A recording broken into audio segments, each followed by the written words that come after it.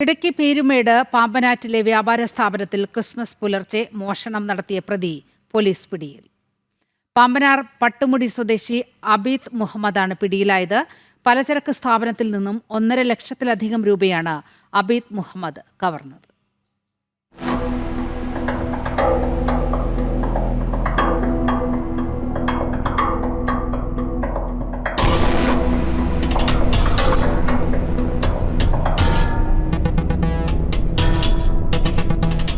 വ്യാപാര സ്ഥാപനത്തിന്റെ പിൻഭാഗത്തെ കതക് കുത്തിത്തുറന്നാണ് അബീദ് അകത്ത് കടന്നത്.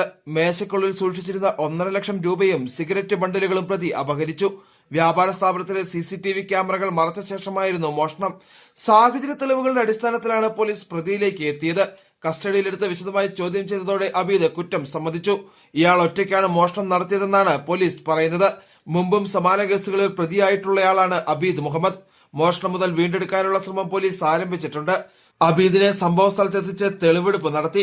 കോടതിയിൽ ഹാജരാക്കിയ പ്രതിയെ റിമാൻഡ് ചെയ്തു. ജനം, ഇടുക്കി.